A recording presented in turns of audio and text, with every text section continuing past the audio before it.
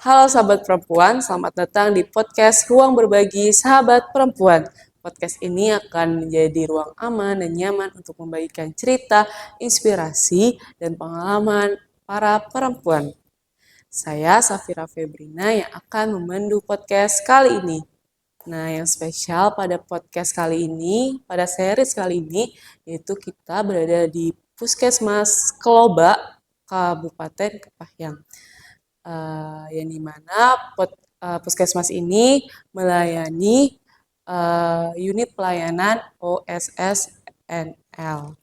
Nah, yang berkaitan dengan apa yang kita bahas hari ini.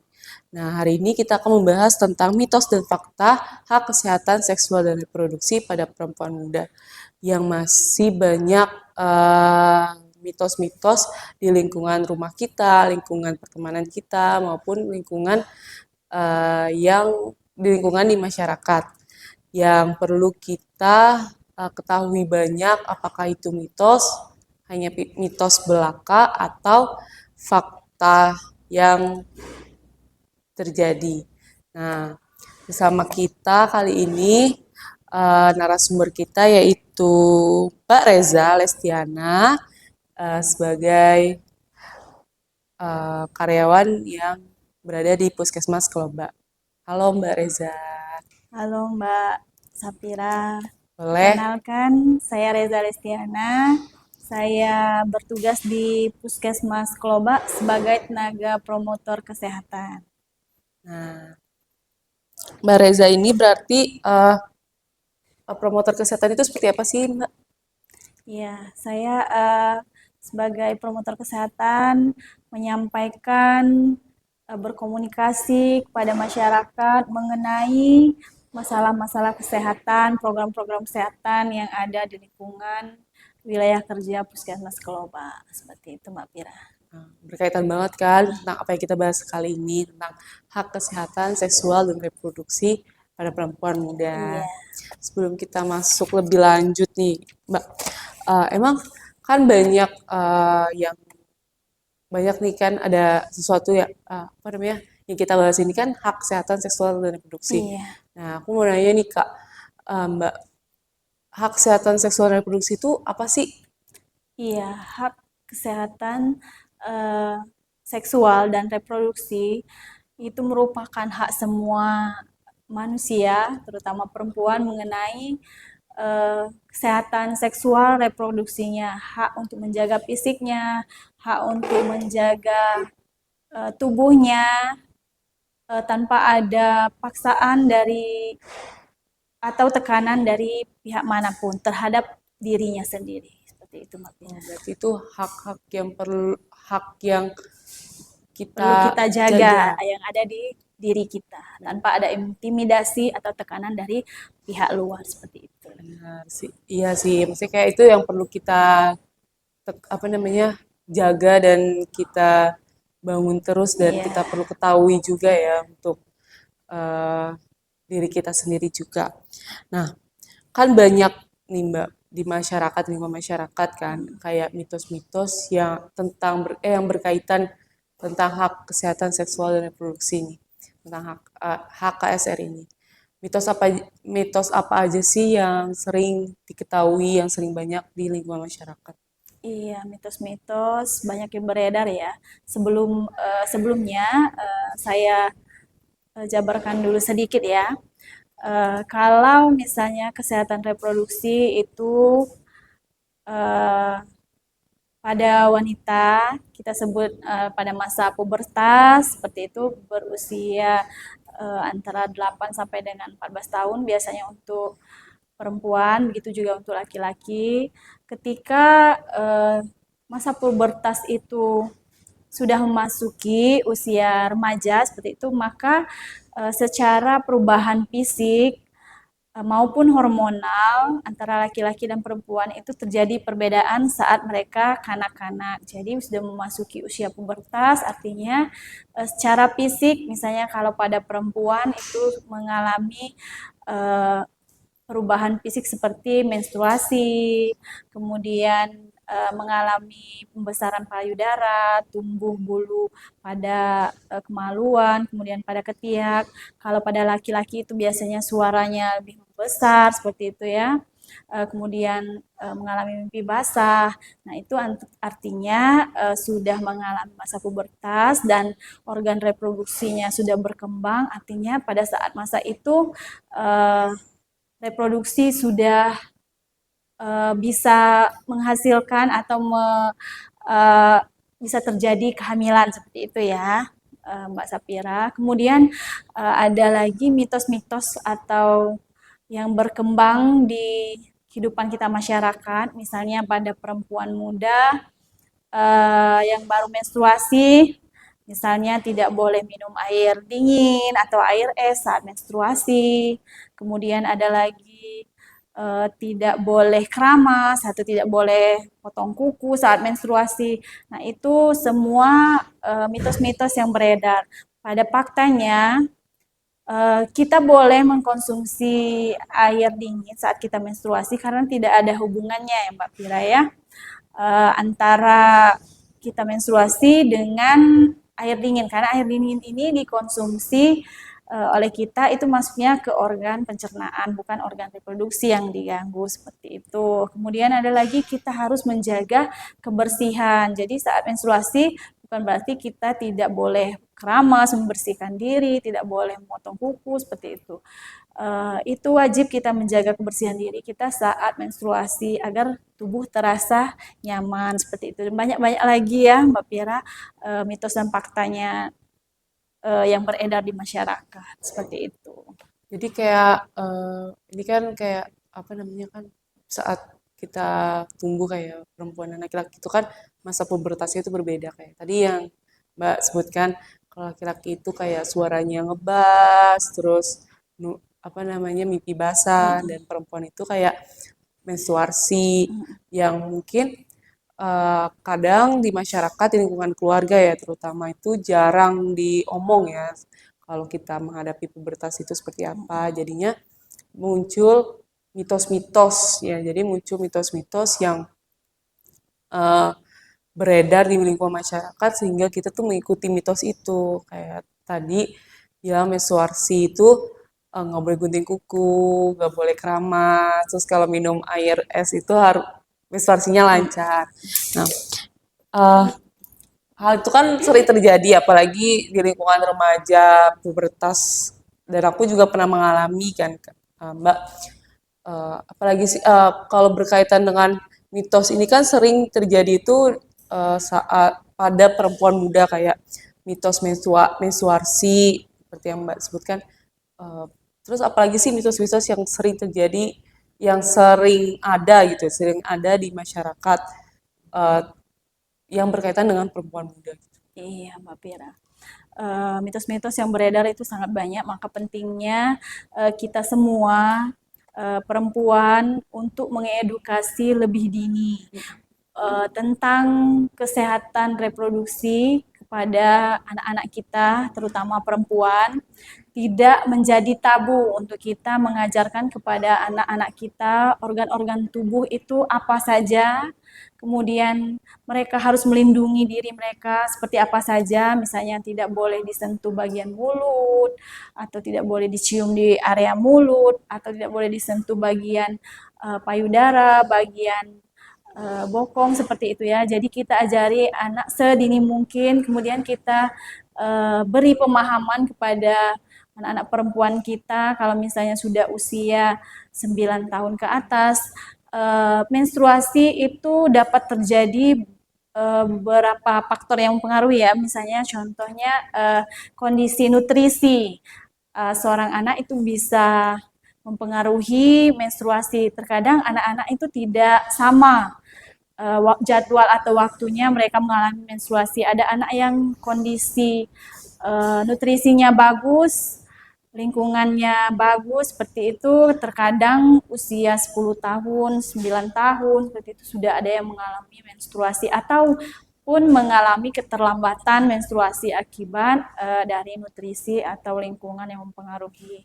Kemudian kalau misalnya anak sudah mengalami menstruasi, kita beri pemahaman. Bukan suatu hal yang tabu untuk kita mengajarkan kepada anak apa yang harus kita lakukan saat terjadi menstruasi. Karena saat terjadi menstruasi, perubahan bukan cuma pada fisik, itu juga terjadi pada hormon kita, pada emosi ya. Biasanya anak yang sudah mengalami menstruasi itu lebih sensitif, lebih mudah merasa tersinggung, tidak percaya diri, ada seperti itu ya. Misalnya kalau sudah menstruasi, kulitnya sudah berminyak seperti itu, ada jerawat, kemudian nanti timbul malu seperti itu ya Mbak Sapira. Kemudian makanya kita harus membuka komunikasi kepada anak-anak perempuan kita bila terjadi perubahan hormonal atau terjadi perubahan fisik, pubertas itu sesuatu yang wajar dan bagaimana kita menyikapinya agar hal tersebut tidak mengganggu aktivitas kita sehari-hari. Nah, fakta-fakta, mitos-mitos yang ada di masyarakat juga perlu kita luruskan seperti itu agar tidak terjadi kesimpang siuran. Misalnya lagi, ini kan banyak mitos-mitos yang ada di masyarakat tadi salah satunya ya yang kita sebutkan dan ada lagi yang lain-lain mengenai kesehatan seksual seperti itu. Misalnya kalau anak yang menstruasi itu misalnya tidak boleh mengkonsumsi obat pelancar haid, misalnya seperti itu ya, bisa menyebabkan kemandulan seperti itu. Nah itu faktanya tidak ya, walaupun misalnya anak-anak ini ada mengalami misalnya nyeri menstruasi, nyeri haid, mungkin mengkonsumsi jamu seperti itu tidak akan menyebabkan kemandulan. Kemudian lagi saat sudah anak itu memasuki usia reproduksi misalnya ya, ada mitos yang mengatakan kalau misalnya berhubungan saat menstruasi seperti itu ya tidak menyebabkan kehamilan. Itu tidak benar. Faktanya kemungkinan terjadinya kehamilan itu tidak menutup kemungkinan walaupun melakukan hubungan seksual pada saat menstruasi. Bahkan kalau misalnya kita melakukan hubungan seksual saat menstruasi itu terjadi nanti infeksi ya karena saat terjadi menstruasi itu kan peluruhan sel-sel di rahim kita, kondisi tubuh kita sedang tidak baik ya, sedang tidak fit, nah itu nanti infeksi kuman bisa masuk seperti itu. Nah itu tidak boleh, namun kalau misalnya tidak menyebabkan kehamilan itu bisa saja terjadi kehamilan itu ya, seperti itu mitos-mitosnya. Kemudian ada lagi ya mitos yang menyatakan kalau misalnya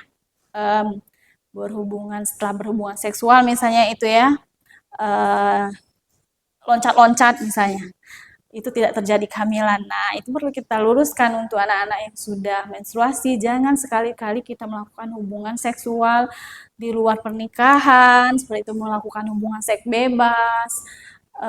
Itu bisa menyebabkan kehamilan karena dengan loncat-loncat ya tidak berarti spermanya keluar seperti itu ya.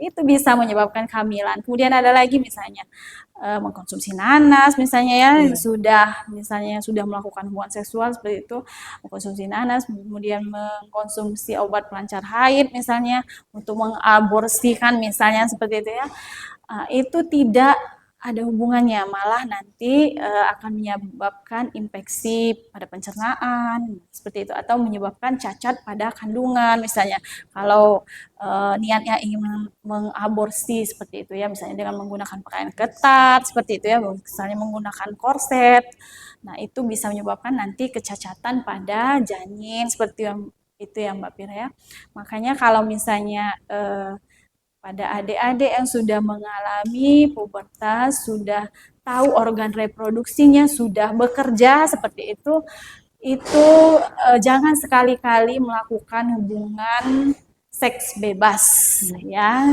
karena kemungkinan untuk terjadi kehamilan, pernikahan dini, secara fisik dan mental tubuh kita belum siap seperti itu ya Mbak Pira ya. Makanya kita harus mengetahui dulu apa sih yang terjadi pada tubuh kita seperti itu pada usia berapa kita organ reproduksi kita sudah siap untuk bereproduksi dan apa-apa yang harus kita lakukan seperti itu.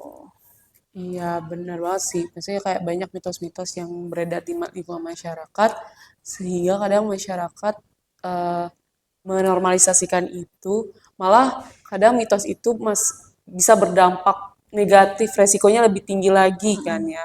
Kayak yang tadi, malah nanti kayak kalau kita hamil terus diaborsi terus adanya kelainan pada janinnya juga itu kan mendapat resiko lebih was-was lagi ya, resiko yang lebih besar lagi kepada ibu hamilnya, kepada diri kita juga. Nah itu kan uh, karena adanya anggapan negatif dari masyarakat, di lingkungan masyarakat terutamanya pada edukasi atau pendidikan HKSR yang belum dikasih lah, belum diedukasi oleh di lingkungan masyarakat. Nah, karena masyarakat tuh kadang biasanya menganggap tabu bahwa edukasi HKSR itu tuh kayak nanti jorok lah. Padahal sebenarnya hal itu eh, penting untuk diedukasikan. Menurut Mbak itu seperti apa Iya, anggapan negatifnya itu? iya, Mbak Pira.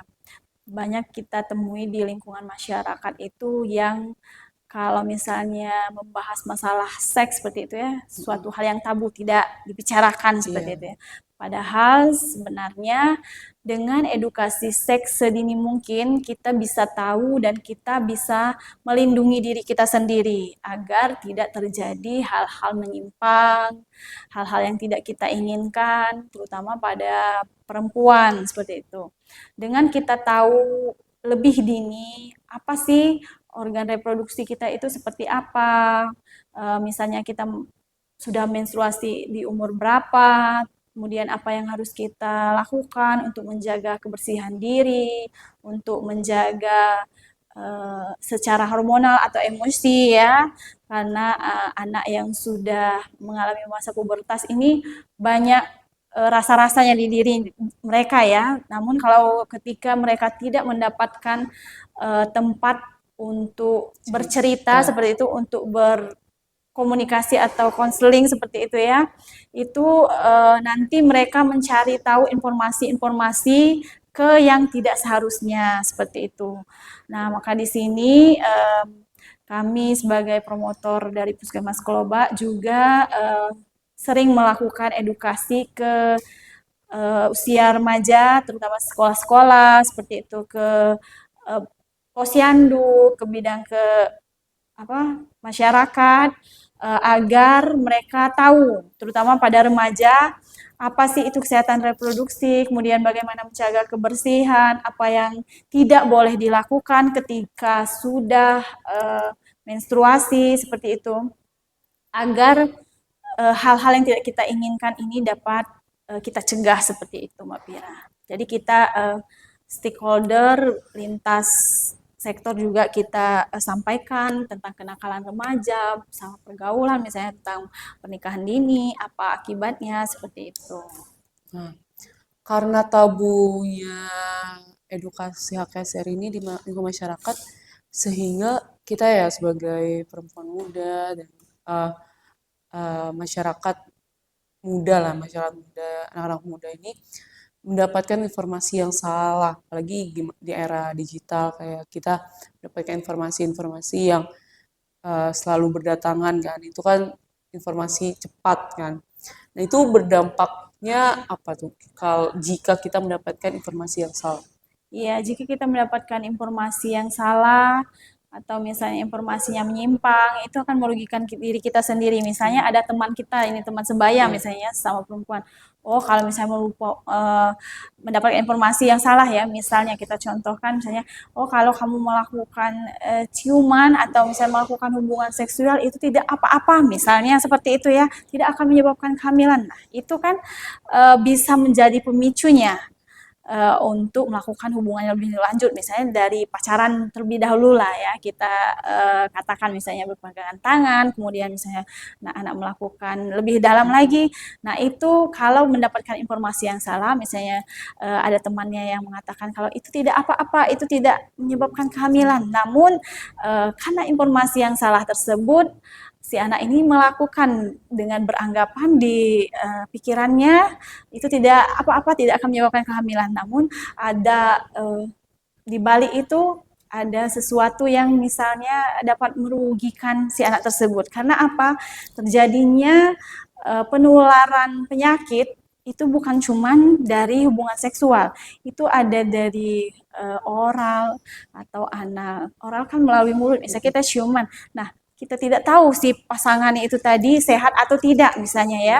Nah, itu bisa menyebabkan misalnya uh, infeksi menular. Misalnya orang ini tadi misalnya terkena penyakit apa ya, misalnya kita katakanlah misalnya uh, sipilis atau gonore atau apa, Iya. itu kan bisa menular melalui ciuman pun, karena ada hubungan seksual melalui cairan seperti itu bisa. Nah, itu akibat dari informasi yang salah kita mengenai hubungan kesehatan reproduksi tadi, seperti itu Mbak Sapira. Jadi kalau kita mendapatkan informasi, kita harus cari dulu kebenarannya. Informasi itu seperti apa, kita harus mencari tahu dulu ke orang yang lebih berpengetahuan, bisa jadi ke pihak kesehatan atau kita bisa membaca-baca jurnal-jurnal ilmiah seperti itu ya, tentang penyebaran penyakit seperti itu.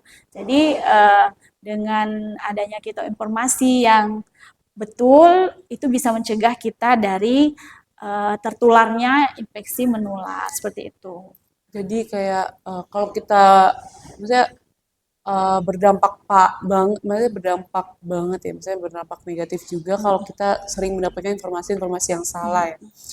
Apalagi yang tadi Mbak singgung soal kalau kita mendapatkan informasi yang salah, kalau ada contohnya yang ciuman, itu nanti kan dapat menyebabkan penyakit menular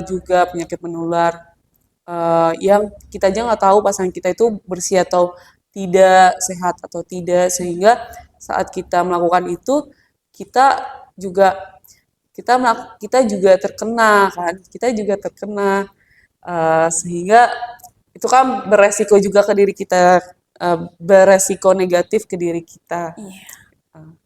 Terus cara mendapatkan informasi yang valid itu gimana, Mbak? Misalnya kan karena informasi kita sering dapat ya dari internet, eh, jadi kita nggak tahu itu beneran mitos atau fakta, itu benar atau salah, itu memang udah valid atau belum. Nah, itu gimana caranya, Mbak? Jadi ya Mbak Sapira, untuk mengetahui informasi-informasi yang beredar itu benar atau salah, karena informasi-informasi itu kan kalau di zaman sekarang seperti HP itu mudah sekali diakses seperti itu. Jadi kita harus pintar-pintar untuk mencari informasi yang memang berkualitas. Kita harus tahu ini, oh jurnalnya memang benar misalnya seperti itu ya, jurnal ilmiah atau memang dari pakar yang menyampaikannya. Kemudian kita dapat bertanya ya kepada orang yang memang ahli di bidangnya, seperti misalnya petugas kesehatan atau dokter seperti itu ya. Jadi untuk memvalidasi oh benar atau tidak, misalnya ada kasus misalnya ya penyakit HIV misalnya seperti itu tidak menular misalnya, dapat informasi seperti itu Iya. kan, misalnya anak-anak adik-adik perempuan di luar sana misalnya mendapatkan informasi oh HIV itu misalnya tidak menular, tidak apa-apa, mau berciuman tidak apa-apa, misalnya mau berhubungan tidak apa-apa misalnya. Nah itu kita harus menyaring dulu informasi itu, kita harus mencari jurnalnya, kita harus banyak-banyak membaca seperti ya, atau kita bertanya kepada petugas kesehatan yang lebih berkompeten di bidangnya, kita tahu oh ini seperti itu ya, kita untuk menggali informasi yang lebih banyak terkait misalnya kasus HIV itu penularannya seperti apa, kasus misalnya sipilis itu penularannya seperti apa. Jadi kita banyak-banyak membaca dari sumber yang memang ilmiah, kemudian lagi dengan orang yang berkompeten di bidang itu, seperti itu Mbak Fira. Jadi kayak setelah kita mendapatkan informasi, kita harus mengecek lagi Iya, ya, kita harus valid, cross check. ya cross check lebih lanjut kayak itu tuh valid atau enggak, itu fakta atau tidak, daripada nanti berdampak buruk pada kita, berdampak buruk lagi, resikonya lebih tinggi lagi Iya. setelah kita mendapatkan informasi yang itu tidak valid dari ahlinya atau tidak valid dari jurnalnya yang eh, memang udah valid lah. Nah, sebagai perempuan muda nih aku, peran untuk menyebarkan informasi yang valid itu seperti apa menurut Mbak? Iya, memang kita akui di zaman sekarang peran untuk kita sama perempuan menyampaikan hal-hal yang harus kita jaga untuk kesehatan reproduksi kita itu memang kita butuhkan sekali untuk disampaikan ke perempuan-perempuan muda di luar sana. Dan sekarang di zaman era digitalisasi ini kita tidak harus bertatap muka secara langsung untuk mendapatkan informasi. Kita bisa menonton melalui YouTube, misalnya channel-channel edukasi kesehatan seperti itu ya, atau misalnya bisa mendapatkan informasi dari petugas-petugas kesehatan, misalnya yang dari PKPR di sekolah, misalnya ada petugas kesehatan yang datang, nah seperti itu, atau melalui seminar-seminar kesehatan, seperti itu yang Mbak Piraya untuk mendapatkan informasi kesehatan. Nah, pada kesempatan ini saya juga ingin menyampaikan sedikit pesan-pesan untuk adik-adik muda yang uh, sudah mengalami menstruasi, terutama untuk selalu menjaga kesehatan diri saat kita menstruasi.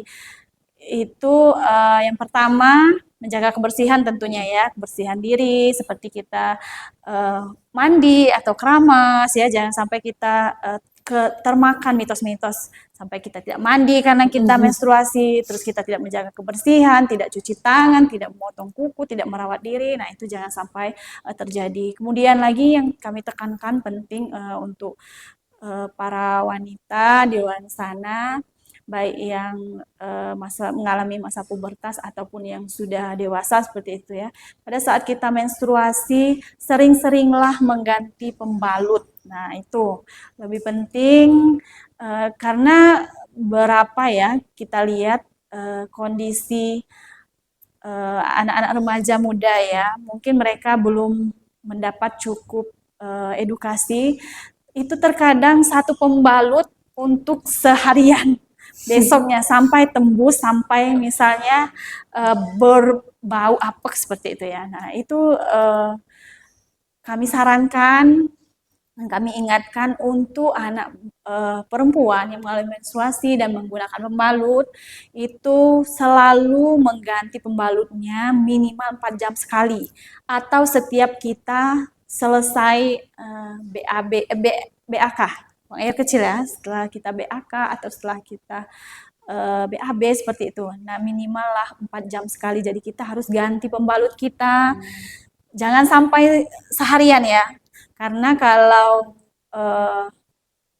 dibiarkan terlalu lama, bakteri-bakteri yang sudah ada di pembalut itu tadi takutnya masuk lagi ke vagina kita ya. Jadi nanti bisa menyebabkan putihan atau gatal seperti itu ya. Jadi saat menstruasi rajin-rajinlah mengganti pembalut. Kemudian konsumsilah makanan yang tinggi protein. Cukup air putih ya, cukupi kebutuhan buah, serat dan sayur.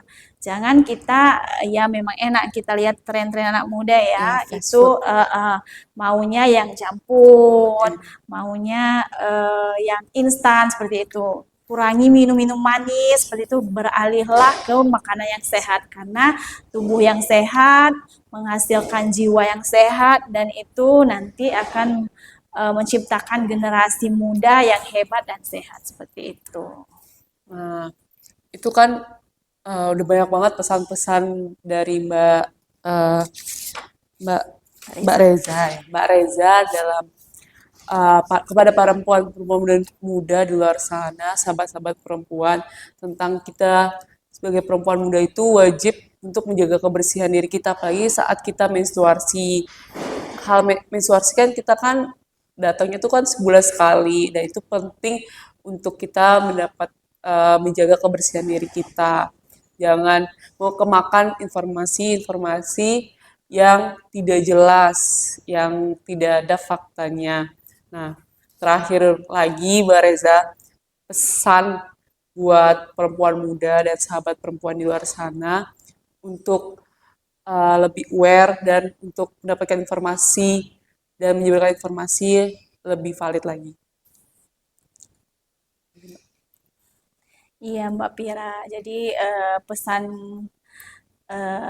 dari Ibu Reza untuk anak-anak, perempuan muda atau perempuan di luaran sana, jagalah kebersihan saat menstruasi. Dengan menjaga kebersihan diri, kita mendapatkan rasa yang nyaman pada diri kita mencintai diri kita, kemudian timbul rasa senang seperti itu ya, sehingga kita bisa produktif menjalani hari-hari kita. Kemudian lagi untuk anak-anak di luar sana yang sudah mengalami pubertas, perempuan-perempuan muda, hindari seks bebas. Jangan sampai melakukan seks bebas ya, karena penularan penyakit itu dapat terjadi bukan hanya dengan hubungan seksual seperti berhubungan badan ya, namun bisa juga ditularkan melalui hubungan oral seperti itu ya, seperti ciuman seperti itu. Makanya kita harus waspada, jangan sampai terlibat pergaulan bebas dan jauhi narkoba ya, karena penularan penyakit juga bisa terjadi saat penggunaan jarum suntik misalnya seperti itu ya, penggunaan narkoba ya, obat-obatan terlarang, seks bebas, hindari itu. Kemudian lagi jagalah diri kita, terutama untuk yang laki-laki, kalau sudah tahu paham ya seperti apa kehidupan wanita, tolong dijaga ya. Sama-sama kita menjaga adik kita, ibu kita, saudara perempuan kita ya, seperti itu. Jangan sampai terjangkit ke pergaulan bebas dan seks bebas seperti itu. Nah, ini banyak banget kan pesan-pesan dari Mbak Reza soal kita perempuan muda dan masyarakat muda di luar sana, sahabat perempuan, bahwa kita sebagai perempuan muda itu harus pintar menjaga, pintar dalam mendapatkan informasi supaya kita tidak menerima mitos-mitos dan mitos-mitos yang beredarlah di masyarakat. Nah, banyak pengetahuan yang udah di-share oleh Mbak Reza, wawasannya dan pengalaman-pengalamannya. Semoga obrolan kita hari ini, podcast kali ini tuh bermanfaat untuk sahabat-sahabat muda, perempuan muda di luar sana untuk lebih waspada, lebih aware dan lebih bijak lagi dalam mendapatkan informasi di dalam internet terutamanya. Nah, terima kasih Mbak Reza untuk hari ini atas pengalaman dan sharingnya.